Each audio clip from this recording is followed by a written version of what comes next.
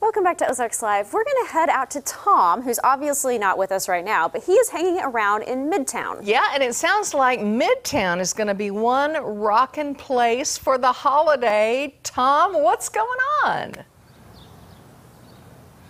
You know, everything is going on this weekend in Midtown, one of my favorite neighborhoods in all of Springfield. I have Nancy Hackett and Jim Downing with me because I guess this is a welcome back to celebrating the 4th of July for Amen Midtown. to that, yes. What's going to, first of all, tell people you're having a parade, you're having a celebration. Why are you doing this right now? What is the purpose of so many years of doing this?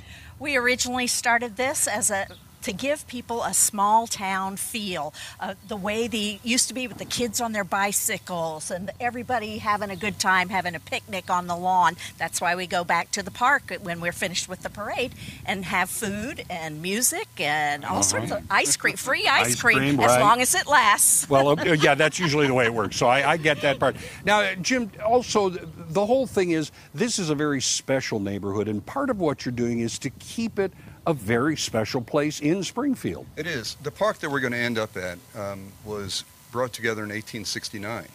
Think about that. You know, 150 plus years ago. Yeah. We had a park here. Now, this was not part of Springfield. It was north of Springfield. Springfield was around the square. Midtown as a neighborhood really came together in 1885 or so.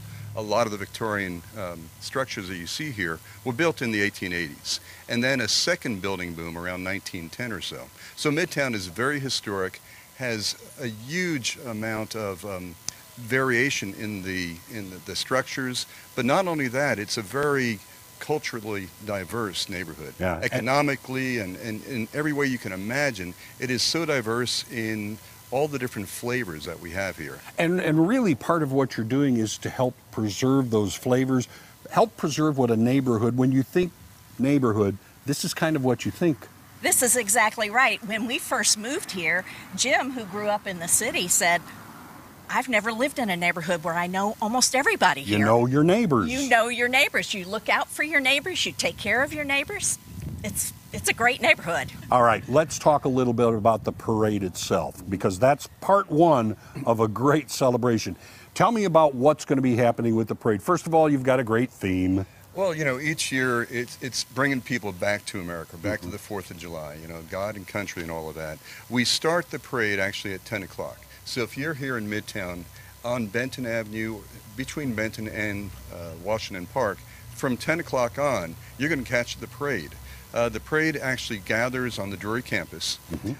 Kids, if you want to get in the parade, be there at 9 o'clock. Bring your bicycles and they'll decorate the bicycles. Yes. It's one of those kind of parades. But you also want to tell people it's not like turning the kids loose. Parents still need to watch the kids. Parents need to be there. Yeah. But, you know, there's going to be a lot of kids. There's going to be the Mustangs Club. The Kilty is going to be there. The ladies' Victorian drill team is, you know, always a great favorite.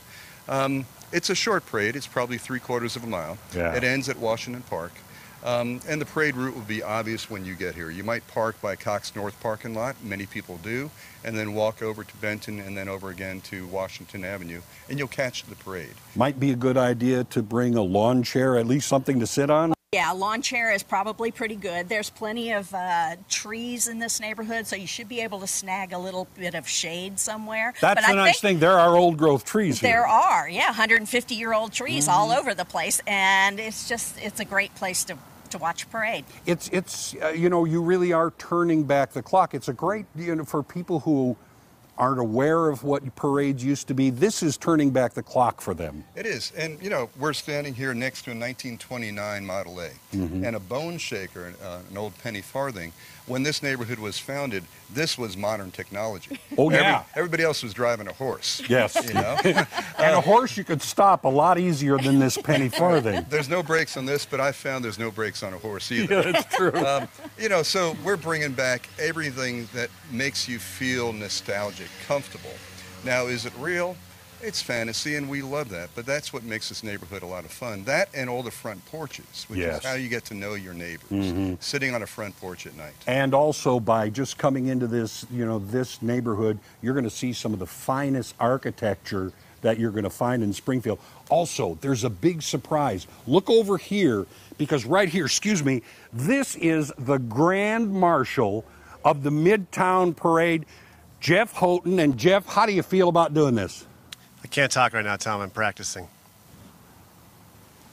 Your Grand Marshal, Jeff Houghton. He will be a professional waver by the time the parade rolls around. So right now, we're going to send it back to you, but we're going to come back here in just a little bit. We talked about the parade, part one. Part two is the celebration afterward, right here in Midtown.